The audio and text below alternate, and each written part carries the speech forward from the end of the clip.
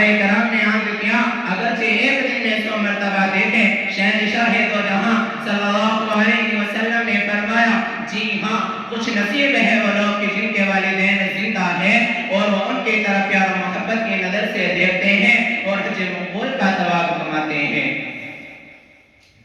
میرے دوستوں، آج کے دور میں والدین کے ساتھ برا سلوک کیا جاتا ہے، ان کو مارا اور پیٹا جاتا ہے، ان پر ظلم کیا جاتا ہے، اور اسی پر بس نہیں بلکہ والدین کو قتل بھی کر دیا جاتا ہے۔ میرے افسوس کہ والدین کے ساتھ ہمارا یہ معاملہ کتنا بھیانک اور بدترین جرم ہے۔ حدیث شریف میں آتا ہے اللہ تبارک و تعالیٰ فرماتے ہیں کہ جس شخص سے اس کے والدین ناراض ہو میں بھی اس سے ناراض ہوں۔ حدیث میں آتا ہے کہ اللہ پاک کی رضامندی والدین کی رضامندی میں ہے اور اللہ پاک کی ناراضگی والدین کی ناراضگی میں ہے۔ حدیث میں آتا ہے کہ والدین کا نافرمان شب بارات جیسی اہم رات میں بھی مغفرت اور رحمت سے محروم کر دیا جاتا ہے۔ حدیث میں آتا ہے کہ باپ جنت کے دروازوں میں ایک دروازہ ہے، اگر تم چاہو تو اس کی حفاظت کر لو اور اگر تم چاہو تو اس کو دائر کر دو۔ حدیث میں آتا ہے کہ ایک صحابی اپنے والدین کو روتا چھوڑ کر جہاد میں شرکت کے لیے تشریف لاتے ہیں، آپ علیہ السلام کو واپس لوٹا دیتے ہیں اور فرماتے ہیں کہ جاؤ ان کو ہنسا کر آؤ جیسا کہ تم نے ان کو رلایا ہے۔ حدیث میں آتا ہے کہ تمام فرشتوں میں سب سے اعلیٰ اور اونچا مقام رکھنے والے فرشتے جبرائیل امین علیہ السلام بدعا فرماتے ہیں کہ ہلاک اور برباد ہو جائے وہ انسان کہ جس کے سامنے اس کے والدین یا ان میں سے کوئی ایک بڑھاپے کی حالت میں ہو اور ان کی خدمت کر کے اپنے آپ کو جنت کا مستحق بنا لے۔ سید الانبیاء صلی اللہ علیہ وسلم نے اس بدعا پر آمین فرمایا ہے۔ بزرگوں کا مقولہ ہے کہ اگر تم علم چاہتے ہو تو استاد کی خدمت کرو اور اگر تم دولت چاہتے ہو تو ماں باپ کی خدمت کرو۔ ایک مرتبہ حضرت حلیمہ سعدیہ رضی اللہ عنہ تشریف لاتی ہیں اور آپ علیہ السلام انہیں دیکھ کر کھڑے ہو جاتے ہیں اور اپنی چادر مبارک اتار کر حضرت حلیمہ سعدیہ رضی اللہ عنہ کے قدموں میں بچھا دیتے ہیں۔ صحابہ کرام حیران ہو جاتے ہیں کہ ایک اور خوش نصیب عورت ہے جس کے لیے ساری کائنات کے سردار محمد مصطفیٰ صلی اللہ علیہ وسلم نے چادر مبارک اتار کر بچھا دی ہے۔ پتہ چلتا ہے کہ یہاں علیہ السلام کی دودھ پلانے والی ماں حضرت حلیمہ سعدیہ رضی اللہ عنہا ہے۔ اندازہ لگائیے کہ شہنشاہ دو جہاں صلی اللہ علیہ وسلم نے کتنی عزت اور آبرو سے ماں کو نوازا ہے۔ مسلمانوں، والدین نے اپنی تمناؤں کا گلا گھوٹا، اپنی ہر آرزو کو دفن کیا، اپنے تمام جذبات کو قربان کیا، مگر تیری ساری حسرتیں پوری کی اور تیری بھرپور جوانی کا انتظار کرتے رہے۔ لیکن آج وہ بڑھاپے کی آگ میں جل رہے ہیں اور تو جوان ہے تو بوڑھے والدین کی خدمت کر اور یاد رکھ کہ تیری جوانی کا یہ نشہ ایک دن ڈھل جائے گا اور تمہاری یہ جوانی تم سے بے وفائی کر جائے گی اور کمر تمہاری جھک جائے گی۔ اس وقت تم سہرے کے محتاج ہوگے۔ اپنے بڑھاپے کا خیال کر اور کہیں ایسا نہ ہو جائے کہ والدین کا دل ٹوٹ کر عرش اعظم کو ہلا دے اور تمہارا یہ غرور خاک میں مل جائے اور در بدر کی ٹھوکریں کھاتے پھرو، گانے گانے کے محتاج ہو جاؤ، لوگ تمہارے دشمن بن جائے، فرشتے تم پر لعنت کرنے لگے، اللہ اور اس کا رسول تم سے ناراض ہو جائے۔ اللہ تبارک و تعالیٰ سے دعا کیجئے کہ اللہ تبارک و تعالیٰ ہم سب کو اور پوری امت کو ماں باپ کی خدمت کرنے کی توفیق عطا فرما۔ وآخر دعوانا الحمدللہ رب العالمین۔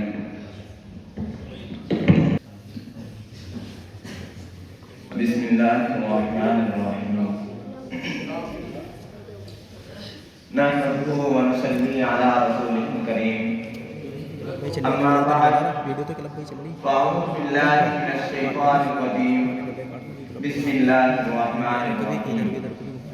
انما یخشی اللہ من عبادہ العلماء۔ وقال النبی صلی اللہ علیہ وسلم العلماء ورثۃ الانبیاء۔ صدق اللہ ورسولہ النبی الکریم۔ جناب صدر، حاضرین انجمن اور میرے مشرف اساتذہ کرام اور میرے عزیز ساتھیوں، آج کی اس مبارک محفل میں میری گفتگو کا عنوان ہے علم، عمل اور علماء کی ذمہ داریاں۔ یوں تو انسان پر اللہ کی نعمتیں اس قدر ہیں کہ ان کو شمار بھی نہیں کیا جا سکتا۔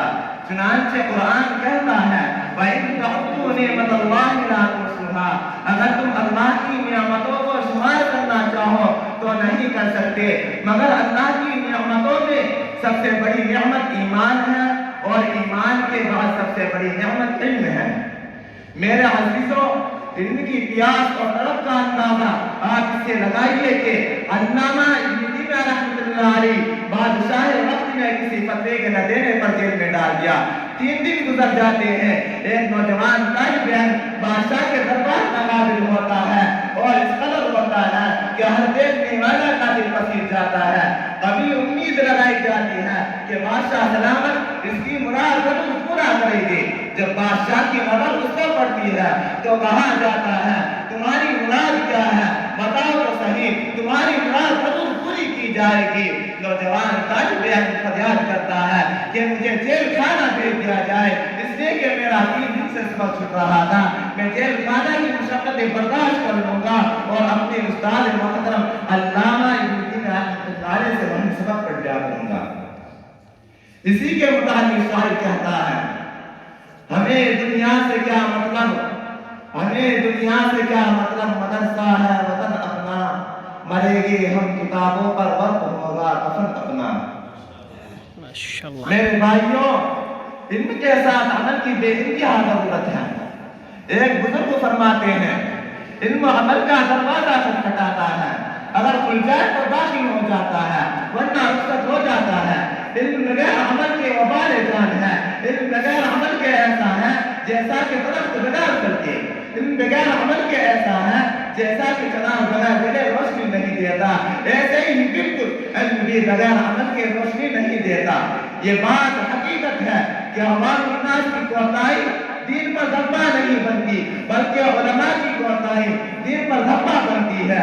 عوام الناس سے زیادہ علماء کو اصلاح کی ضرورت ہے۔ اللہ پاک ہم سب کو علم پر عمل کرنے کی توفیق عطا فرمائے۔ میرے عزیزوں، قوم ملت کے علم پر عمل کرنے والے علماء کی بے انتہا ضرورت ہے۔ تاریخ گواہ ہے جب بھی اس امت کی کشتی بھور میں پھنسی ہے تو ان بوریوں پر بیٹھنے والے علماء نے، اہل اللہ نے اسے ساحل پر لگا دیا۔ باطل نے اس امت کے عقائد اقبال پر حملہ کیا تو علماء نے، خالص توحید کا جام پینے والے علماء نے اپنی زبان کی قوت اور قلم کے طاقت کو استعمال کیا۔ باطل نے اپنی مادی وسائل اور طاقت کا استعمال کیا تو علماء نے اپنی فولادی بازوں سے اس کا منہ توڑ جواب دیا۔ امت کی تشنگی اور پیاس کو سیرابی سے بدلنے کا فریضہ علماء نے انجام دیا۔ حسن بصری رحمۃ اللہ علیہ فرماتے ہیں کہ اگر علماء نہ ہوتے تو عوام الناس دھور بندروں کی طرح زندگی بسر کرتے۔ اسلام کے نوجوانوں، اکبر بادشاہ کے زمانے میں سود کو حلال کر دیا گیا، غسل جنابت منسوخ کر دیا گیا، خنزیر اور کتا پال شمار ہونے لگا، مسجدیں ڈھائی جاتی تھی، مندر بنائے جاتے تھے۔ یوں محسوس ہوتا تھا کہ ہندوستان کی سرزمین سے اسلام کا نام و نشان مٹ جائے گا، جیسے کہ آج کیا جا رہا ہے۔ لیکن اللہ کا دستور ہے، رات کی اندھیری کے بعد دن کا اجالا آتا ہے، موسم خزاں کے بعد بہار آتی ہے۔ خدا کے اسی دستور کے مطابق شیخ احمد فاروق مجدد القصاری رحمۃ اللہ علیہ سرہندی کی زمین سے اٹھتے ہیں اور دین اکبری کے خلاف میدان جنگ میں آتے ہیں۔ گوالر کی جیل میں ان کو قید کیا جاتا ہے مگر قید خانے کی بکایا پلٹ کر رکھ دیتے ہیں۔ ان کی مسلسل محنتوں کے نتیجے میں بدھے ہوئے اسلام میں راہ کشتی چلی جاتی ہے۔ شیخ الاسلام حضرت مولانا حسین احمد مدنی رحمۃ اللہ علیہ میں ایک بڑا لالچ دیا گیا کہ آپ انگریزوں کے خلاف تحریر مت کرو، آپ کو سالانہ 50,000 روپے ملیں گے۔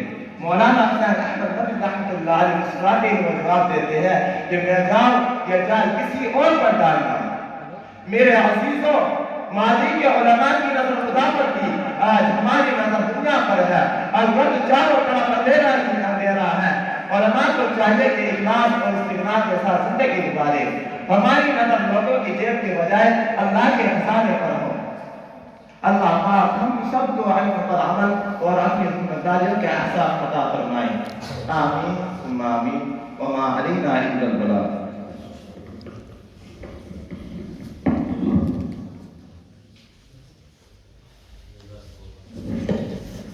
ماشاءاللہ رسول علم و عمل کی ذمہ داری بیان کر رہے تھے۔ اللہ تبارک و تعالیٰ انہیں مزید ترقیات سے نوازے۔ اب میں تقریر کے لیے دعوت دوں گا عزیزہ محمد آصف کشنپوری کو کہ موصوف تشریف لائے اور ہم سب کے سامنے اپنی تقریر پیش فرمائیں۔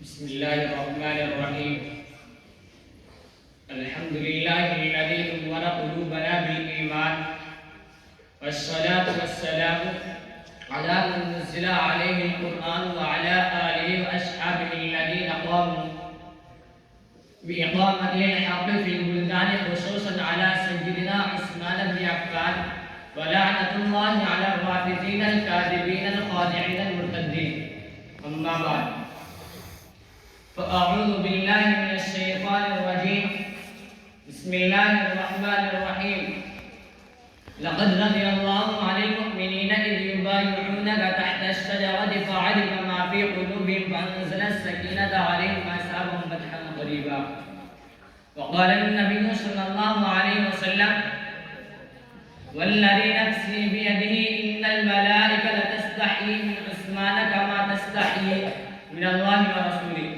وصدق الله ورسوله النبي الأمي الكريم ونحن على ذلك لمن الشاهدين والشاكرين والحمد لله رب العالمين صدق الله العظيم۔ ملے بیٹی پیغمبر کی سعادت اس کو کہتے ہیں کہ ملے بیٹی پیغمبر کی سعادت اس کو کہتے ہیں، کلام اللہ گواہی دے شہادت اس کو کہتے ہیں۔ میرے واجب الاحترام اور اساتذہ کرام اور عزیز ساتھیوں، میں مسلک اہل سنت والجماعت احناف دیوبند سے تعلق رکھنے کی وجہ سے اپنے مسلک کی ترجمانی کرتے ہوئے سیدنا عثمان بن عفان کی شخصیت پر کچھ چند گزارشات پیش کروں گا۔ میرے دوستوں اور ساتھیوں، ہم سیدنا عثمان بن عفان کو مومن مانتے ہیں اور ہم سیدنا عثمان بن عفان کو حجت مانتے ہیں اور ہم سیدنا عثمان بن عفان کا ایمان بھی مانتے ہیں اور ہم سیدنا عثمان بن عفان کا اعمال بھی مانتے ہیں۔ جو انہیں مومن نہ مانے ہم اسے مومن نہیں مانتے، جو انہیں حجت نہ مانے ہم اسے حجت نہیں مانتے، جو ان کے ایمان کا منکر ہو ہم اس کے ایمان کے منکر ہیں، جو ان کے اعمال کا منکر ہے ہم اس کے اعمال کے منکر ہیں۔ اس مختصر سی وضاحت کے بعد حضرت عثمان کی شخصیت پر انہی کی ایک دعا کے حوالے سے گزارشات پیش کروں گا۔ میرے رب سے عثمان نے دعا کی، اللہم احیینی سعیدہ و امیتنی شہیدہ، اے اللہ مجھے زندگی دے تو سعادت والی اور موت دے شہادت والی۔ اللہ کا کرم دیکھیے کہ خدا نے زندگی دی سعادت والی اور موت دی شہادت والی۔ عثمان کی زندگی کی سعادتوں کو دیکھنا ہو، عثمان کی زندگی کی سعادتوں کو دیکھنا ہو تو تاریخ اور اوراق کو کھول کر دیکھیں۔ تاریخ انسانی کے اندر عثمان کو واحد شخصیت نظر آتی ہے کہ جس کے نکاح میں کسی پیغمبر کی دو بیٹیاں ایک کے بعد دوسری آتی ہے، یہ شرف صرف عثمان کو حاصل ہے۔ عثمان کی سعادتوں کو دیکھنا ہو تو حدیبیہ کے مقام میں آئیے، عثمان کے خون کا انتخاب لینے کے لیے پیغمبر علیہ السلام نے ایک درخت کے نیچے سارے صحابہ اکرام سے بیعت لی اور موت پر بیعت لی اور یہ وعدہ لیا ہے کہ جب تک حضرت عثمان کا خون کا انتخاب نہ لے اس سرزمین کو نہیں چھوڑیں گے، گردنیں کٹا دیں گے۔ حضرت عثمان کے خون کا انتخاب لے کر رہیں گے، یہ عثمان کی سعادت ہے۔ عثمان کی سعادتوں کو دیکھنا ہو تو زبان نبوت کو دیکھیے، کبھی جنت کے پروانے عطا ہوتے ہیں، کبھی خلافت کی خوشخبریاں سنائی جاتی ہیں، کبھی شہادت کی بشارت دی جاتی ہے۔ عثمان کی سعادتوں کو دیکھنا ہو تو علی شیر خدا کی مجلس میں آئیے کہ میرے رب کو پتا تھا کہ بعد میں ایک قوم آئے گی، علی کی عقیدت کا نعرہ لگا کے عثمان کو چھوڑنے کی باتیں کرے گی۔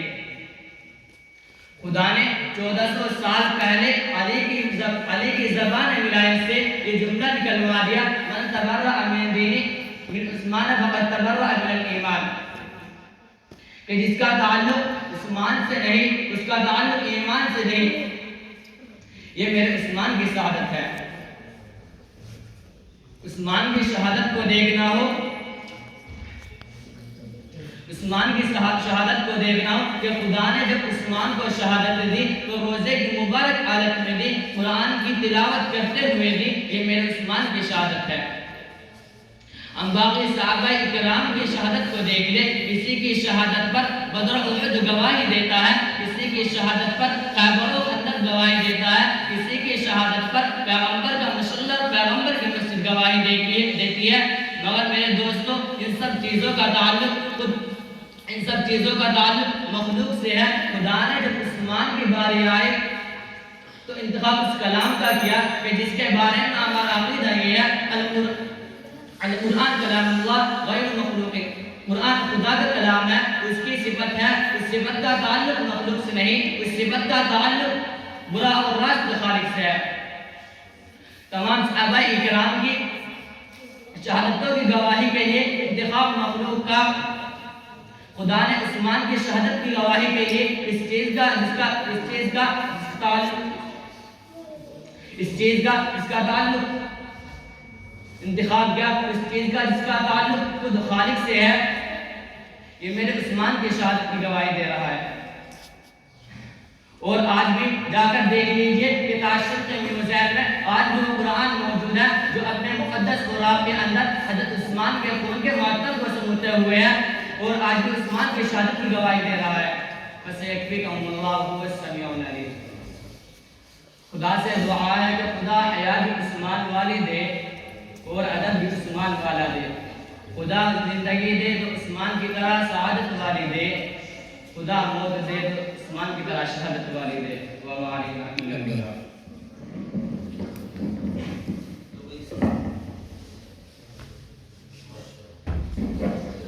ماشاءاللہ موصوف حیات حضرت عثمان غنی رضی اللہ تعالیٰ عنہ بیان کر رہے تھے، اللہ تبارک و تعالیٰ انہیں علم نافع عطا فرمائے۔ عزیز ساتھیوں، ہمارا یہ پروگرام زور و شور کے ساتھ روا ہے۔ اب ہم چاہتے ہیں کہ دلوں کو نورانیت حاصل کرنے کے لیے آپ علیہ السلام کی نعت گنگنا لی جائے، جس کے لیے میں دعوت دوں گا عزیزم عبدالصمد مظفر نگری کہ موصوف الشعر کے ساتھ تشریف لائے کہ اے جان وفا اے جان جگر جلوہ دکھانے کے لیے آپ، اے جان وفا اے جان جگر جلوہ دکھانے کے لیے آپ، سوئی ہوئی محفل کو جگانے کے لیے آپ۔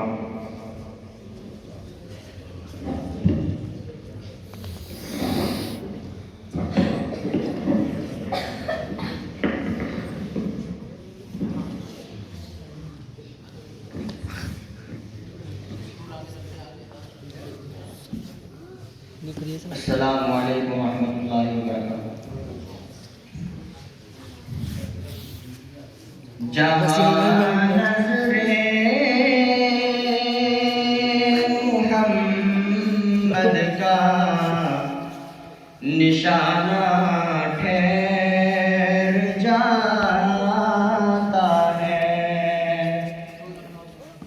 جہاں نظر محمد کا نشانہ ٹھہر جاتا ہے، وہاں اپنا تو اپنا ہے اور بیگانہ ٹھہر جاتا ہے، جہاں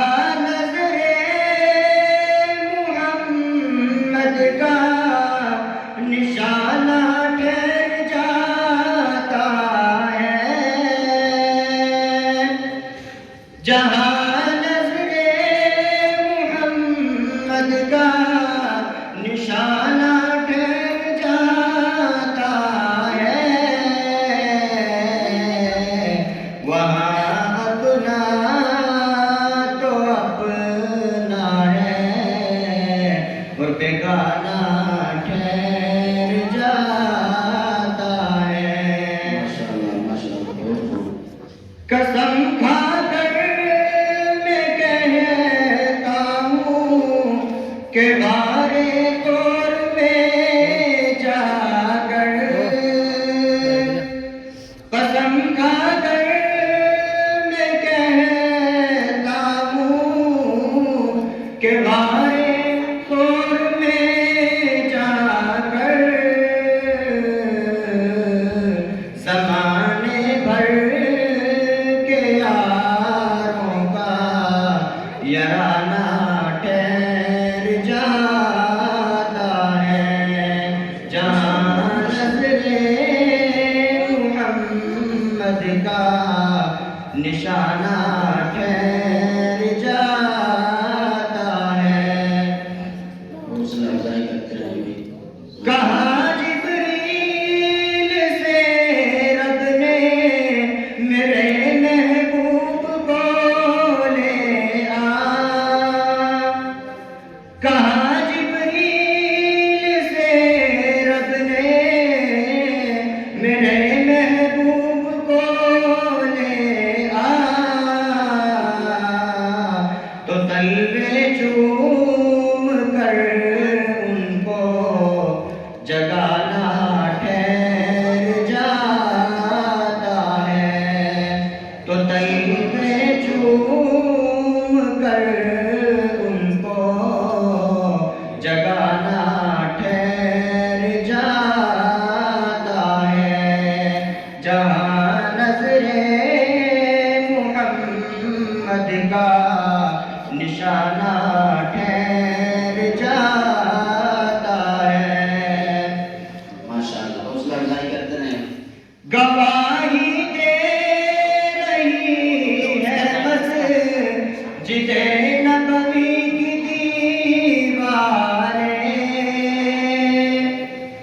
گواہی دے رہی ہے مسجد نبوی کی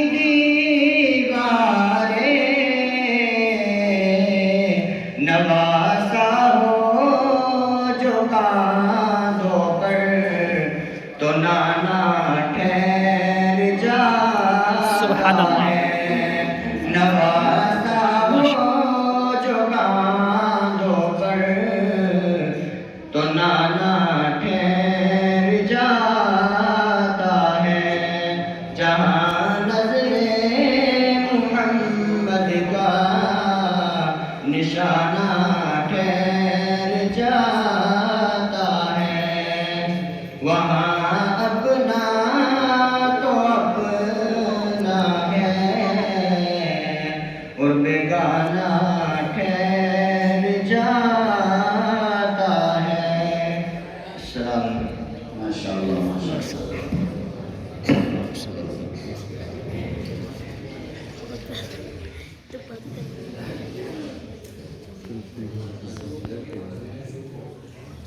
مولانا فرمان صاحب کا بچہ ہے جس کا نام ہے ذکوان، وہ تشریف لے آئے نعت خوانی کے لیے۔ محمد ذکوان صلی اللہ علیہ وسلم۔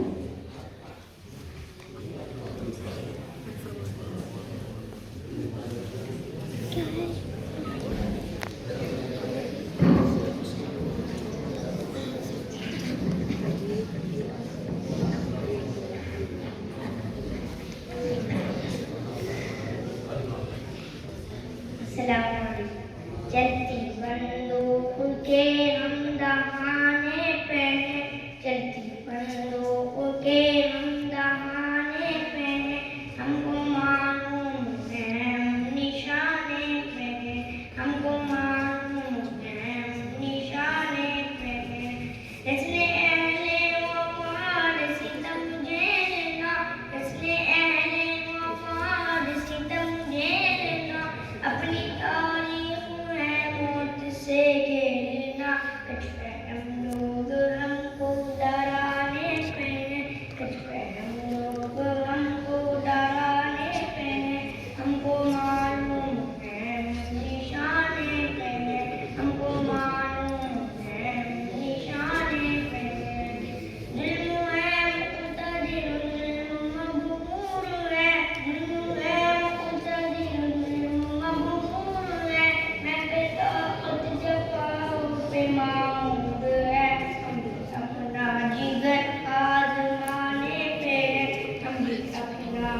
ٹھیک آزمانے پہ ہم کو معلوم ہے نشانے پہ ہم کو معلوم ہے نشانے پہ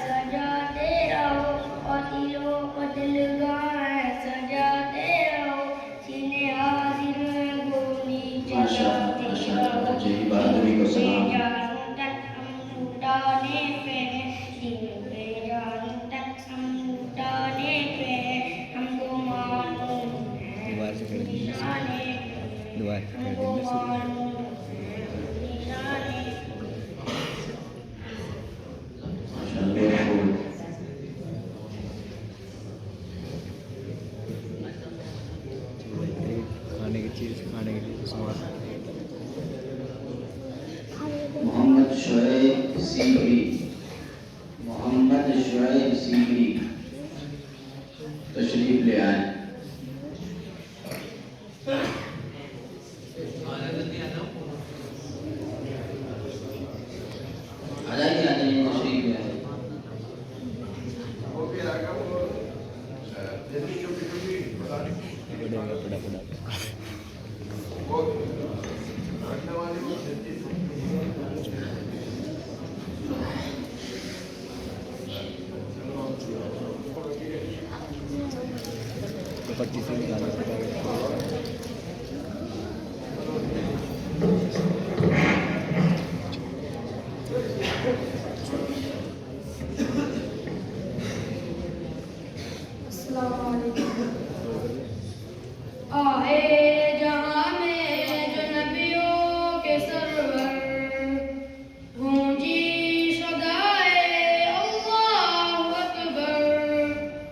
گونجائے نعرہ دنیا میں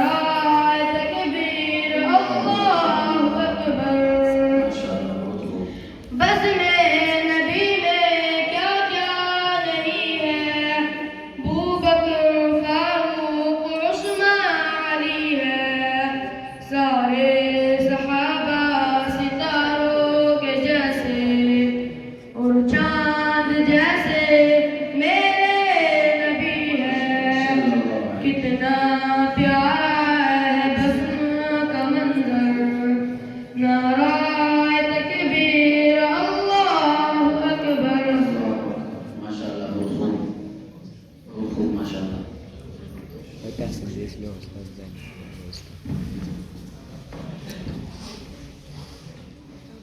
ساتھیوں، نعت نبی صلی اللہ علیہ وسلم کے بعد اب ہم پھر سے تلاوت کے میدان میں قدم رکھتے ہیں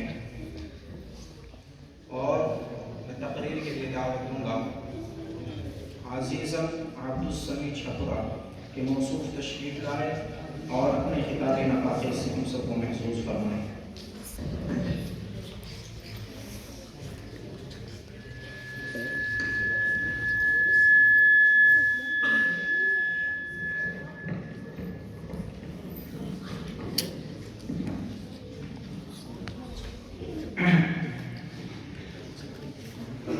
الحمد لله رب العالمين والصلاة والسلام على سيد الأنبياء والمرسلين وعلى آله وأصحابه أجمعين، أما بعد فأعوذ بالله من الشيطان الرجيم، بسم الله الرحمن الرحيم، وأنتم الأعلون إن كنتم مؤمنين۔ وہ معزز تھے زمانے میں مسلمان ہو کر، وہ معزز تھے زمانے میں مسلمان ہو کر، اور ہم خوار ہوئے تارک قرآن ہو کر۔ محترم دوستوں اور اساتذہ کرام، مالک حقیقی کا بہت بڑا احسان و کرم ہے کہ اس نے آج اس بابرکت مجلس میں لب کشائی کرنے کا موقع دیا۔ آپ حضرات دعا کریں کہ اللہ تبارک و تعالیٰ مجھے صحیح بات کہنے کی اور ہم سب کو ان باتوں پر عمل کرنے کی توفیق عطا فرمائے۔ محترم دوستو، آج میری گفتگو کا موضوع مسلمانوں کی تباہی اور اس کا علاج ہے۔ آئیے اس موضوع کے تحت ہم اپنے شاندار ماضی پر ایک نظر ڈال کر مستقبل کی تعمیر و ترقی کے سامان تلاش کریں۔ قرآن کریم میں رب ذوالجلال کا ارشاد ہے وَأَنْتُمُ الْأَعْلَوْنَ إِن كُنتُم مُّؤْمِنِينَ، تم ہی سربلند رہو گے اگر تم مومن ہو۔ یہ ارشاد باری ہماری پوری تاریخ کا اختصار ہے اور اسی میں ہماری ترقی کا راز مضمر ہے۔ تاریخ کے سینکڑوں واقعات کے بتانے کے لیے کافی ہے کہ جب بھی ہمارا رشتہ اللہ سے اور اس کے دین سے مربوط رہا، سربلندی و کامیابی نے ہمارے قدم چومے، اور جب کبھی اس رشتے میں کسی قسم کی کمزوری آئی، ہم عزت اور رفعت کے آسمان سے ذلت و پستی کے مار میں جا گرے۔ تاریخ ہمارے سامنے جنگ بدر کی مثال پیش کرتی ہے۔ جنگ بدر میں جو کامیابی ہوئی وہ صرف کسی رشتے کی مضبوطی کی بنیاد پر ہوئی، ورنہ اگر کامیابی ہوتی تو کفار مکہ کو ہوتی، کیونکہ کفار مکہ تقریباً 1000 تھے اور بڑے جوش و خروش کے ساتھ تھے۔ ان کے پاس 700 اونٹ اور 200 گھوڑے، نیز سب کے پاس تلواریں اور دیگر جنگی ہتھیار موجود تھے۔ ادھر ابو جہل، عتبہ، شیبہ، حنظلہ، عبید، عاص، حرز، امیہ بن خلف، نضر بن حارث، عبد المطلب جیسے شجاعت کے پیکر اور آزمودہ کار تھے۔ ادھر بیچارے مسلمان بے سر و سامان، کل تعداد 313 اور کل سواری کے لیے کل 2 گھوڑے اور 70 اونٹ ہے۔ ایک پر 3 4 آدمی سوار ہے اور 7 پیدل ہی سفر کر رہے ہیں۔ کسی کے پاس نیزہ اور کمان ہے تلوار نہیں، کسی کے پاس تلوار ہے تو نیزہ اور کمان نہیں۔ محترم دوستو، جب مقام بدر پر پہنچتے ہیں تو دیکھتے ہیں کہ کفار مکہ بلند مقام پر خیمہ ہو چکے ہیں جہاں پانی کی بھی فراوانی ہے۔ بیچارے مسلمانوں کو پست اور ریتیلی زمین پر خیمہ ہونا پڑا، ایسی جگہ کہ اگر کسی کو پیاس لگے تو ایک گھونٹ پانی پینے کو نہ ملے۔ دوستو، جب مقام بدر پر پہنچتے ہیں تو دیکھتے ہیں کہ کفار مکہ بلند مقام پر خیمہ ہو چکے ہیں جہاں پانی کی بھی فراوانی ہے۔ بیچارے مسلمانوں کو پست اور ریتیلی زمین پر خیمہ ہونا پڑا، ایسی جگہ کہ اگر کسی کو پیاس لگے تو ایک گھونٹ پانی کو نہ ملے۔ دوستو، جنگ کے اندر جتنے اسباب اور جتنے چیزوں کی ضرورت پڑتی ہے وہ سب کفار مکہ کو حاصل تھی، مگر جب لڑائی شروع ہوتی ہے تو کفار مکہ قاتل ہونے کی طرح کاٹے جاتے ہیں۔ کفار مکہ کا سب سے بڑا سردار ابو جہل 2 بچوں معاذ اور معاوض کے ذریعے مارا جاتا ہے، اور عبداللہ بن مسعود رضی اللہ عنہ اس کے سر کو جسم سے جدا کرتے ہیں۔ مسلمانوں، آپ جانتے ہیں عبداللہ بن مسعود رضی اللہ عنہ کون ہے؟ یہ وہی ہے جن کو مکہ کے شہر میں کسی ابو جہل نے مارتے مارتے بے ہوش کر دیا تھا۔ آج میدان جنگ کے اندر وہی عبداللہ بن مسعود رضی اللہ عنہ ابو جہل کے سر کو جسم سے جدا کرتے ہیں۔ उमैया बिन खल्फ अबू जहल के बाद कुफार मक्का का सबसे बड़ा सरदार समझा जाता था, लेकिन अपने साथियों को इस तरह तहत होते देखकर घबराया और मैदान से छोड़कर भाग पड़ा। हजरत बिलाल रज़ियल्लाहु उसके पीछे भागे और करीब पहुंच गए। उमैया बिन खल्फ घबरा कर घोड़े से नीचे गिर जाता है, पेट के बल लेट जाता है, शोर मचाता है, माफी मांगता है, अमन चाहता है, लेकिन बिलाल रज़ियल्लाहु उसके पेट के नीचे तलवार चला देते हैं और उसको जहन्नम नसीब कर देते हैं। इस्लाम के नौजवानों, जानते हो बिलाल रज़ियल्लाहु कौन है?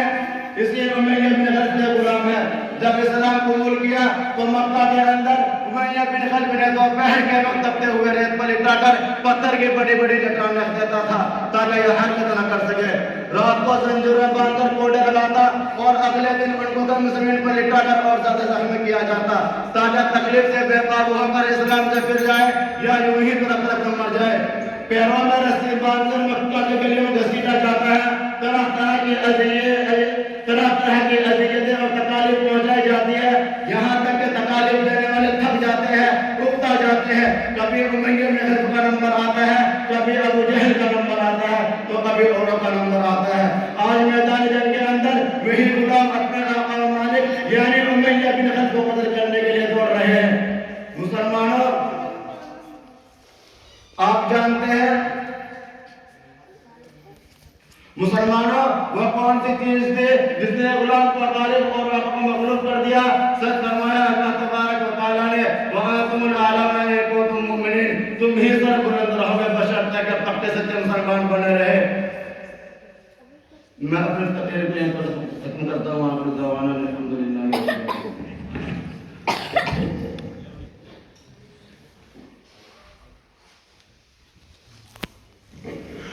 माशाअल्लाह मौसूफ मुसलमानों की तबाही और उसके इलाज के उन्वान के तहत तकरीर फरमा रहे थे। अल्लाह तबारक व तआला इन्हें नाफ़िअ अता फरमाए। अब मैं खिताबत के लिए दावत दूँगा आज़ीज़ मोहम्मद उमैर कि मौसूफ तशरीफ़ लाए और हम सब के सामने अपनी तकरीर पेश फरमाएँ।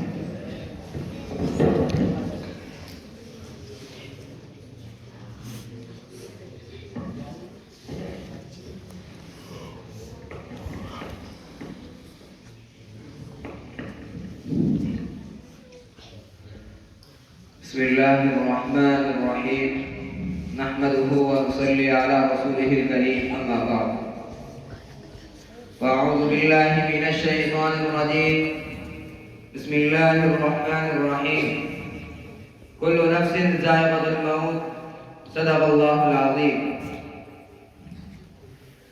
मिले खाक में अहले शाह कैसे कैसे, मिले खाक में अहले शाह कैसे कैसे, हुए नामकी हो गए बेमकां कैसे कैसे, हुए नामवर बेनिशां कैसे कैसे, हुए नामवर बेनिशां कैसे कैसे, ज़मीं खा गई आसमां कैसे कैसे।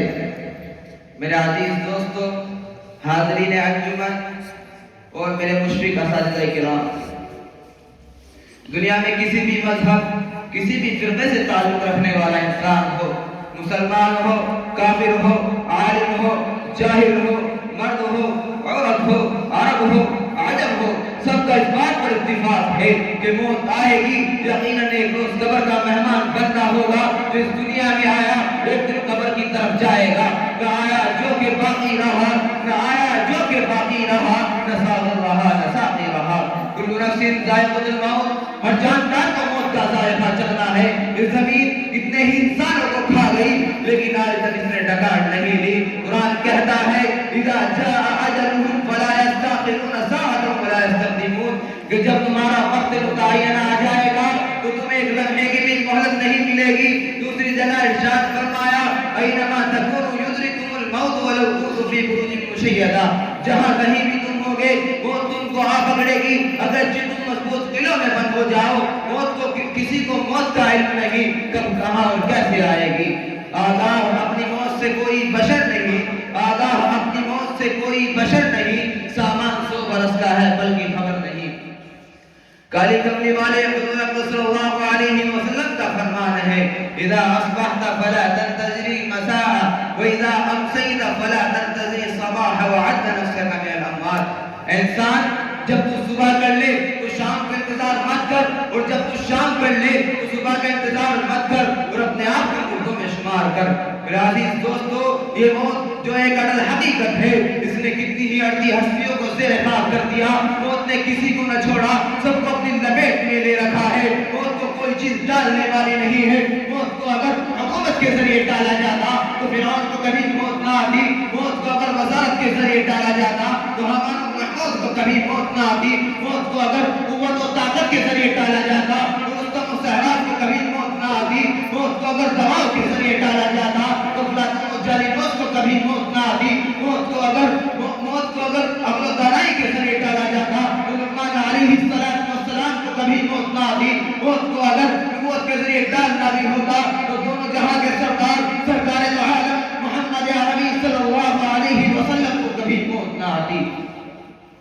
اے بے خبر حیات کا کیا اعتبار ہے؟ اے بے خبر حیات کا کیا اعتبار ہے؟ ہر وقت موت سر پر بشر کے سوار ہے۔ ایک مرتبہ اللہ رب العزت نے حضرت اسرائیل علیہ السلام سے پوچھا کہ کیا تمہیں کبھی کسی پر رحم آیا ہے؟ فرمایا 2 مرتبہ۔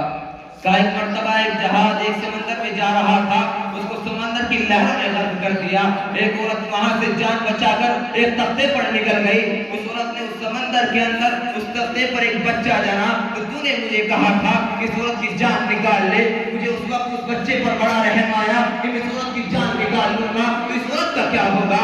اور دوسری مرتبہ رحم مجھے شداد پر آیا تھا کہ اس نے کتنی محنت و مشقت سے جنت بنوائی اور کم وقت اس کو دیکھ بھی نہ پایا، تو نے مجھے پہلے ہی اس کی روح قبض کرنے کا حکم دے دیا۔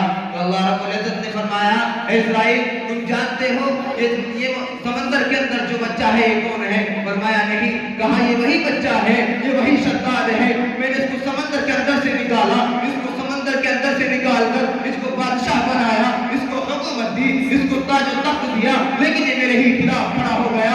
میں نے اس کو ایسی جگہ موت دی کہ ملک الموت کو بھی اس پر رحم آیا۔ اللہ اکبر۔ میرے عزیز دوستو، ہم اپنی بچپنے کو کھیل کود میں گزار دیتے ہیں، جوانی کو جنونیت میں گزار دیتے ہیں، پھر بڑھاپے میں اولاد کے ہاتھوں ستائے جاتے ہیں۔ کسی نے کیا خوب کہا ہے، تجھے پہلے بچپن میں برسوں کھلایا، جوانی میں پھر تجھ کو مجنون بنایا۔ تجھے پہلے بچپن میں برسوں کھلایا، جوانی میں پھر تجھ کو مجنون بنایا، بڑھاپے میں پھر آ کے کیا کیا ستایا، اجل تیرا کرتے کی بالکل سب آیا، جگہ جی لگانے کی دنیا نہیں ہے، یہ عبرت کی جان ہے، تماشا نہیں ہے۔ میرا عزیز دوستو، ہمیں آخرت کی تیاری کرنے کی تو اللہ رب العزت ہم کو آخرت کی تیاری کرنے کی توفیق عطا فرمائے اور موت کے عذاب سے حفاظت فرمائے۔ وآخر دعوانا الحمدللہ رب العالمین۔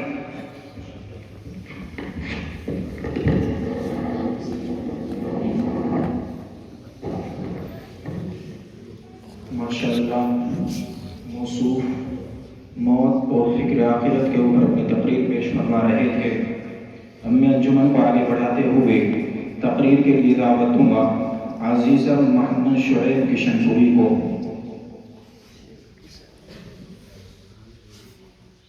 محمد صاحب نگلا حسور۔